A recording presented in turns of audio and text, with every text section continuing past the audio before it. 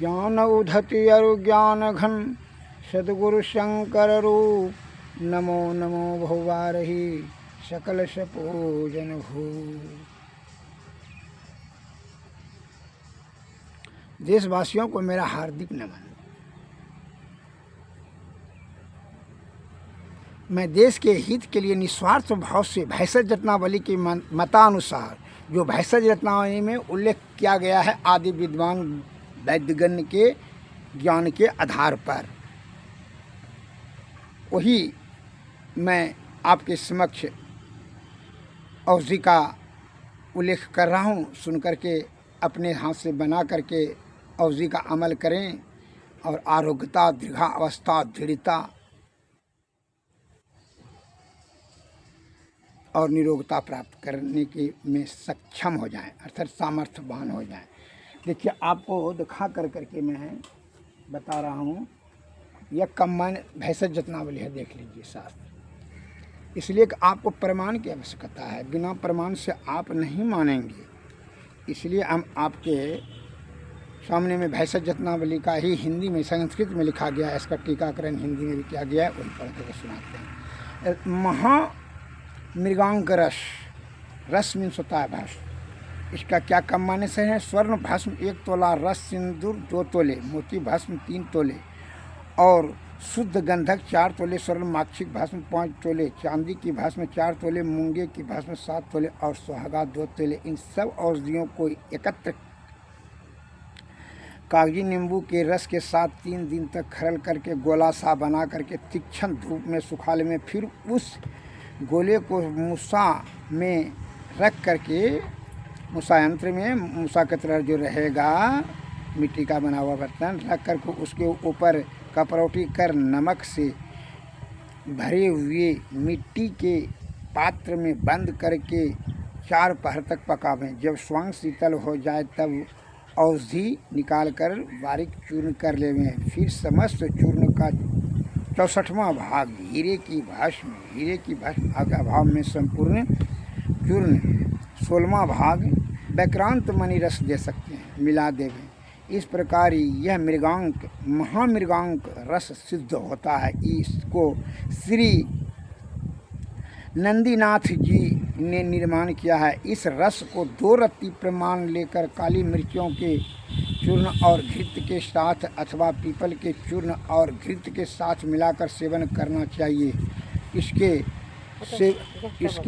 इसके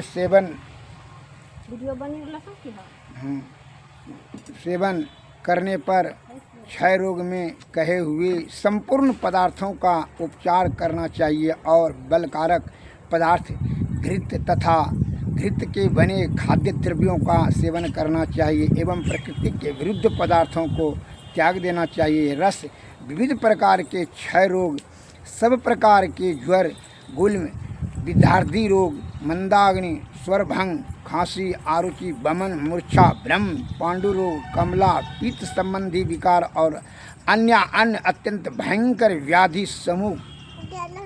व्याधि समूह को शीघ्र ही नष्ट करता है। इसमें जरा भी संशय नहीं है। यह भैंसज रत्नावली के 486 पृष्ठ में संकलित किया गया है, जो मैं हिंदी में पढ़ कर करके सुनाया। संस्कृत में लिखा गया है, हिंदी में भी टीकाकरण किया। वही श्रीमान के समक्ष देश के सेवा के हित के लिए मैंने यह कम्बाइनेशन आपके समक्ष रखा। इसको समझ कर करके आप बना करके औषधि अमल करें, इससे अत्यंत लाभ मिलेगा। कैसा लाभ मिलेगा? जैसे गूंगे को मिश्री खिला दिया जाए और पूछा जाए कैसा मिला, कैसा लगा, कैसा स्वाद रहा, उसमें घुमा करके उछल पड़ेगा, खुशी के मारे वो जो है नाचने लगेगा। वही आपकी गति हो जाएगी। आप इस रस या भस्म प्रकरण का औषधि का सेवन करेंगे, अत्यंत लाभ की प्राप्ति होगी। इसमें जरा भी संशय नहीं है। जो कोई भी आपको बहकाने या बहलाने या पथभ्रष्ट करने की कुचेष्टा करता है वह महाअज्ञानी है। इस विषय में उसको ज्ञान शून्य है, तो पर भी वह समझ लीजिए व्यर्थ में अपना डिंग बखान करने के लिए, बड़ा बुद्धिमान साबित बनने के लिए झूठी लाम काप देगा, आपको भटकाएगा। क्योंकि वो अपने आप को समझेगा हमको बुद्धिमान समझे। या आपके मनुष्यज्ञों आदि विद्वान वेदों के द्वारा लिखा गया शब्द मैंने आपको कहा। अज्ञानता के अभाव में मनुष्य लालच के वशीभूत होकर के अपने यह जीवन को नष्ट कर देता है। कैसे, मैं एक लघु कथा के माध्यम से बताना चाहता हूँ। जैसे कोई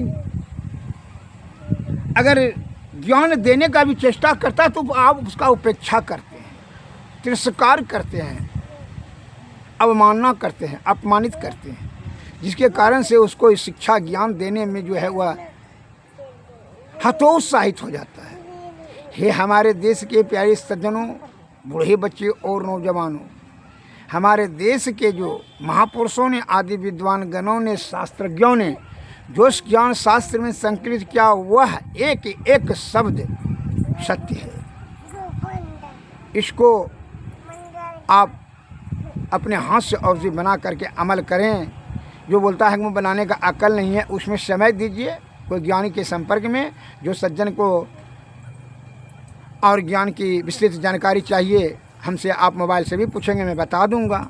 करने के लिए आलस का त्याग करके करने के लिए तैयार होइए तो जरूर सफलता सिद्धि मिलेगा, इसमें जरा भी संदेह नहीं है।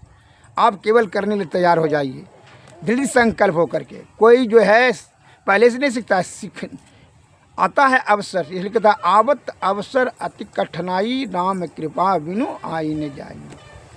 आपका शुभ अवसर है, आप ये ज्ञान को श्रवण करके समझ करके अमल करें, लाभ अत्यंत होगा।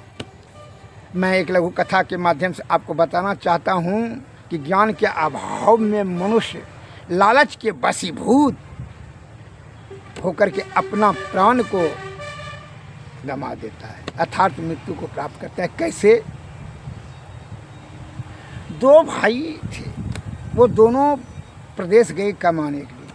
वहाँ 25 वर्ष तक लगातार बड़ी कर्मठता पूर्वक, बड़ी परिश्रम के साथ कमाया। कमा करके धन जमा किया। वह उस समय, प्राचीन काल की बात है, उस समय सोने का सिक्का, चांदी का सिक्का चलता था, यही द्रव्य चलता था। वह सोने का सिक्का और चांदी का सिक्का 1 लाख रुपया कमाया। वह लकड़ी वाला बक्सा में भर लिया। उसमें लकड़ी का ही बक्सा चलता था प्राचीन काल में। आए न 200 वर्षों से, 100 वर्षों से ये लोहे का चल रहा है, टीन का चल रहा है। यह प्राचीन काल की बात है। वो दोनों भाई 25 वर्षों का कमाया हुआ धन एकत्रित एक बक्सा में, लकड़ी वाला बक्सा बनवा कर उसी में रखा। सोने का सिक्का, चांदी का सिक्का और जो जेवर जेवरात था उसी में रखा। मैंने कीमती वस्तु सब उसी में रखा। और एक दूसरा बक्सा में रखा कपड़ा,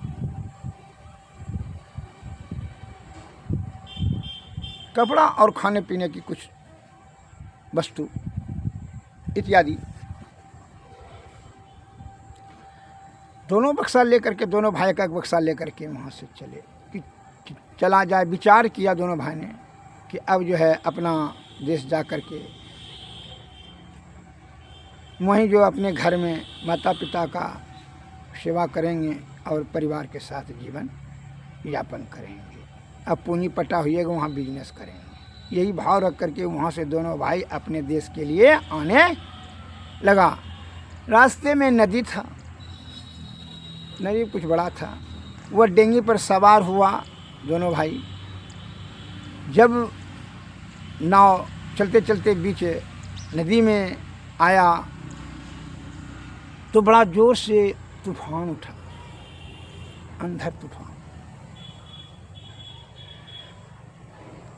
तो छोटा भाई ने कहता है बड़का भाई को, हे भैया, अंधर तूफान बड़ी जोर से आ गया है, बड़ी तेजी से आ रहा है।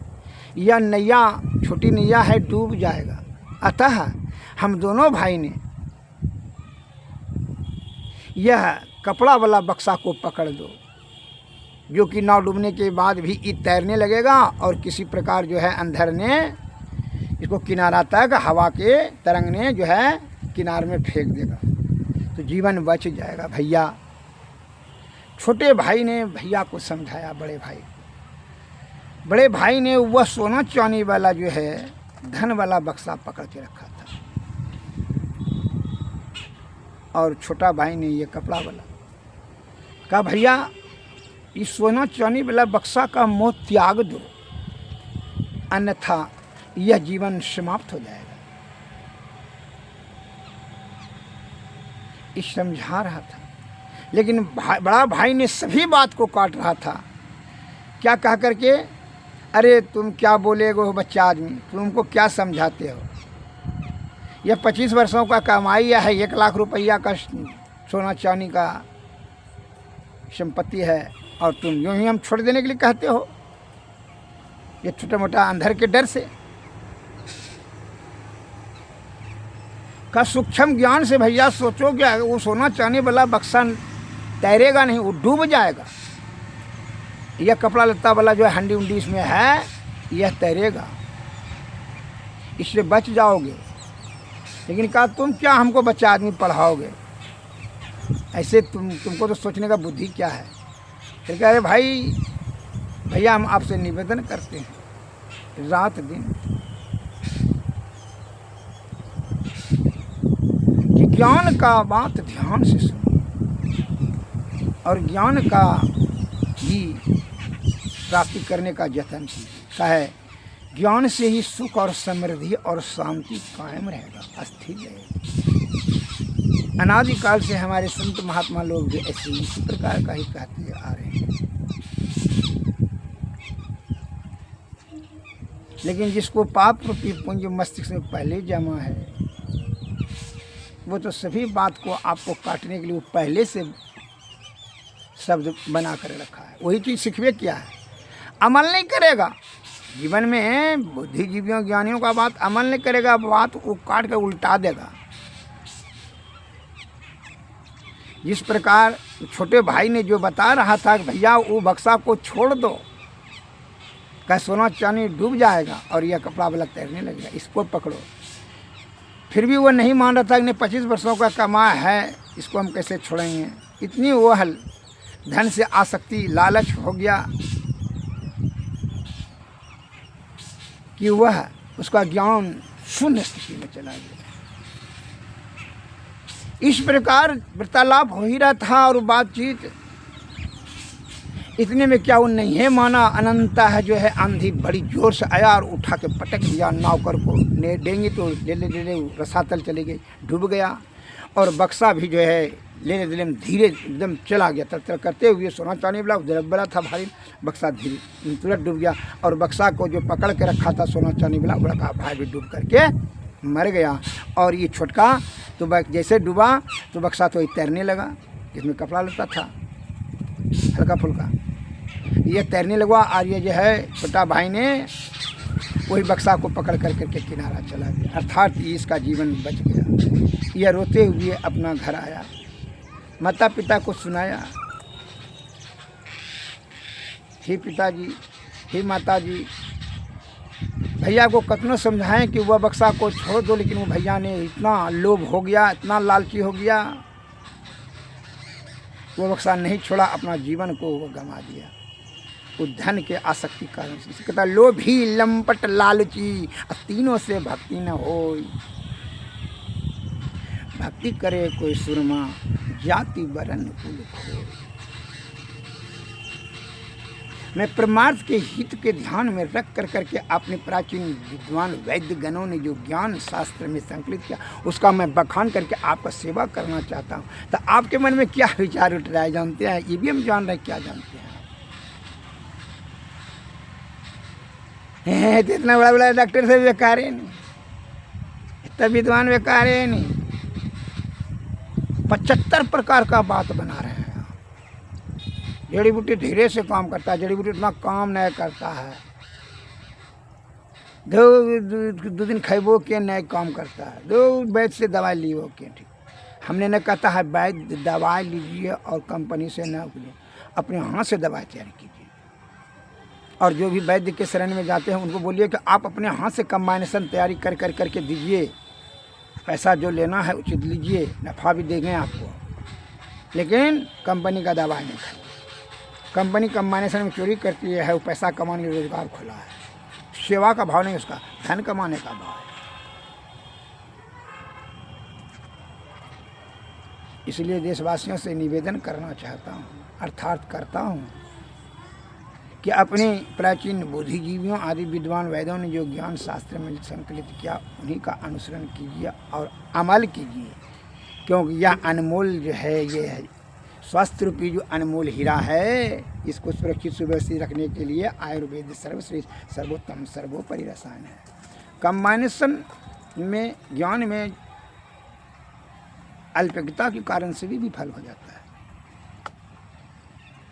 छल कपट पहले ही मन में रहेगा तो सद्बुद्धि न होगा तो सत्कार्य क्या होगा, बढ़िया सफलता कैसे मिलेगा। इसलिए कोई तर्क विचार विमर्श कुछ नहीं, आपके बुद्धिजीवियों ने जो परमपिता परमेश्वर ने यह अनमोल शरीर दिया, इसके आपूर्ति करने सुख संपत्ति समृद्धि रखने के लिए है, आयुर्वेद भी दे चुकी हैं। अतः हमको दूसरे के बहकावे में नहीं भटकना है। लोभी लंपट लालची की तरह है ना, ऊंच नीच का भेदभाव नहीं करना। बहुत आदमी तो कहता है कि जड़ी बूटी का कहानी जानना भी जो है छोटा काम है। जड़ी बूटी का अमल वो क्या करेगा, वो तो अपने आपको परिचित हो जाएगी। जड़ी बूटी जैसे लगता है कि जड़ी बूटी बनाने वाला वही मालिक है, विज्ञान और विद्वान ने बनाया है इसको। अरे जिस मालिक ने शरीर बनाई वही मालिक ने जड़ी बूटी के निर्माण पहले किया, तुमको तो बाद में किया। जीव की उत्पत्ति तो बाद में किया, बात को काट सकते हैं। कौन सा जड़ी है जिसमें कोई औषधीय गुण नहीं है। पाखंडियों और दलालों का बनी बनाई ही दवाई जो है देश विदेश जो है कहाँ कहाँ से कंपनी खुलवा करके जो है ना लालच में टैक्स के लालच खुलवा दिया। वो जो है ना जहर माहौर हाई एंटीबायोटिक दवाई देकर हमारा भीतर का पार्ट पुर्जा डैमेज कर देता है। बखान करता है, विकास करते हैं। विकास क्या कीजिएगा आप, क्या कीजिएगा विकास। पहले बुढ़बक आदमी से 100 बरस 125 बरस 150 बरस, अभी 60 पार नहीं कर रहा है। एक घर घर में चीनी घुस गया, चीनी बीमारी शुगर घुस गया, बीपी हो रहा है, उच्च रक्तचाप, कैंसर, कोरोना, ह्यूमैनिटी पावर कम, नेत्र का पावर कम, 60 पार नहीं कर रहा है। 40 में को पार होशियार करें हम। होशियार क्या होशियार हो गए? होशियार का मतलब है कुछ नफा कर, उन दृष्टि से नफा कर रहे हैं। और विज्ञान लिख रहा है, विद्वान बता रहा है कि और 50 बरस में औसतन आयु भारत का कम होते जाएगा, 30 बरस रहेगा, 35 बरस रहेगा। होशियार विकास नहीं कर रहे, विनाश की ओर ले जा रहे हैं कोई के सन के लालच में। और आप जो है ना डॉक्टरी करना छोड़ दिए हैं, अपना स्टैंडर्ड मेंटेनेंस करने के लिए धन उपार्जन करने का ही आपको चेस्ट दिमाग में धारणा लगा रखे हैं। कहे कि धन प्राप्त कर लो छल कपट प्रपंच धोखाधड़ी से, आँख में धूल झोंक करके सीधे सज्जन भारतवासियों से ये ऑपरेशन के नाम से तो ठगी का दुकानदारी शुरू कर दिया। बवासीर वाले को, गैस्ट्रिक वाले को, लिकोरिया, सब ऑपरेशन। छल कपट वाला बुद्धि को छोड़िए, क्या कि मल मूत्र कप पसीना ढोने वाला शरीर से कुछ लेकर के ना जाना है, न लेकर कुछ आए हैं। शारी दलाली कलाली वाला बुद्धि को छोड़कर सत्वगुण में सदाचार का पालन कीजिए, सादा भोजन की ब्रह्मचर्य का पालन, आयुर्वेद का सेवन कीजिए, तब दीर्घावस्था आरोग्यता दृढ़ रहेगा, आरोग्यवान निरोगवान। ये तर्क देना बंद कर दीजिए। बड़ा डॉक्टर, कौन बड़ा डॉक्टर है? कोई ज्ञान देखने की वस्तु है? दिखाइए तुमको, ज्ञान देखने की वस्तु है। धन भले देखने की वस्तु बहुत है, जो बहुत जन माला धनमाला बना लिया, बहुत धन बैंक बैलेंस कर, वो धन देखने की वस्तु। ज्ञान देखने की वस्तु तो प्रगाढ़ अध्ययन करने की चीज़, तो अनुभव करने की चीज़ है। एक तो अमीरी और गरीबी में खाई खड़ा कर दिया, और जो है ज्ञानी में भी खड़ा कर दिया कि ये वो छोटा ज्ञान है, उसको बड़ा ज्ञान है। ज्ञान तो ज्ञान है, सभी का ज्ञान भिन्न भिन्न मस्तिष्क में भिन्न भिन्न ज्ञान है। अतः उपेक्षा का भाव न करें, सेवा का भाव रखें। दुर्गुण को निखारने का हमको जरूरत नहीं है, हमारे अपने सद्गुण को उच्च स्तर पर बढ़ाना है। यही हमारा संदेश है, यही हमारा इच्छा है, जिससे कि हमारा भारत स्वस्थवान, दृढ़वान, आरोग्यवान, बलवान तथा बहुभोजी बने। ये हमारी हार्दिक इच्छा है। अन्य और रोगों के बारे में चिकित्सा पाठ, चिकित्सा का ज्ञान हम अन्य पाठ में देते जा रहे हैं, वीडियो पाठ में। अपने विश्वास भाव से देश के सेवा के हित में रखते हुए मैं देशवासियों से निवेदन करता हूँ कि सुने समझें, और किसी प्रकार का कोई प्रश्न पूछने का लालसा हो तो पूछें। मैं आपको विस्तृत जानकारी आयुर्वेद के बारे में दूँगा, आयुर्वेद चिकित्सा के बारे में बताऊँगा, क्योंकि मैं निरंतर आपका सेवा 40 वर्षों से कर रहा हूँ और आगे जब तक जीवित रहूँगा करूँगा। जय भारत, जय हिंद, नमस्कार, धन्यवाद।